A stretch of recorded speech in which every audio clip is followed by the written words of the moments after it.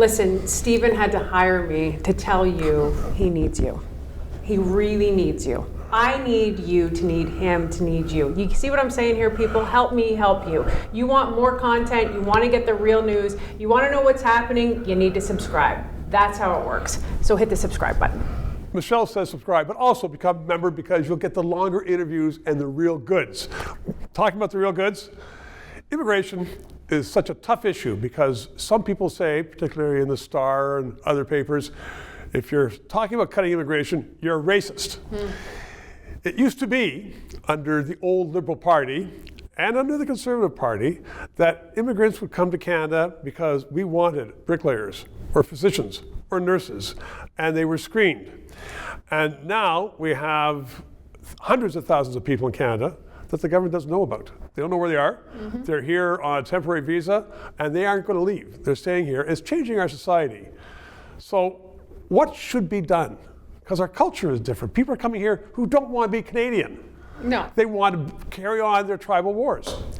Listen, I don't think anybody actually thinks you're racist anymore. I think that ship has sailed. I think it's I hope now. you're right. I do. I think it's a matter of like, okay, wow, this got out of hand very quickly, as they say in Anchorman. It went from one thing to another thing completely.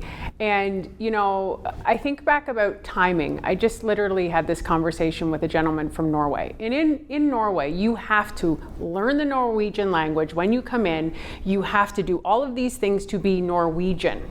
And they don't have these clumps of, for lack of a better word, distinction of different ethnicities, because everybody is Norwegian first. And here's the interesting piece of that. When I knocked on the doors and I talked to people, the person who had the most frustration with immigration was immigrants. Every single time.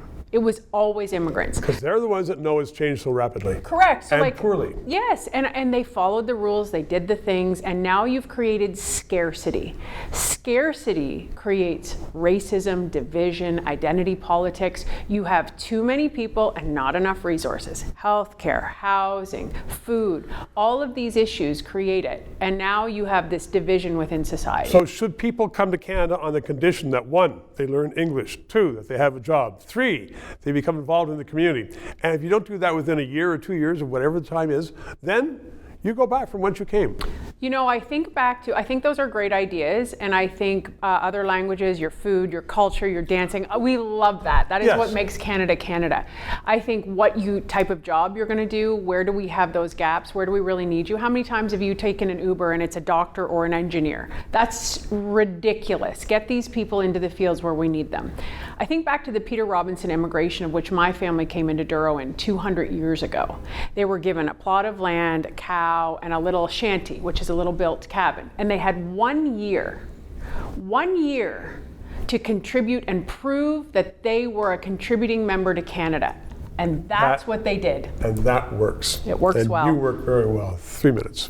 To those of you who have subscribed and donated, a heartfelt thank you. You're keeping us on the air.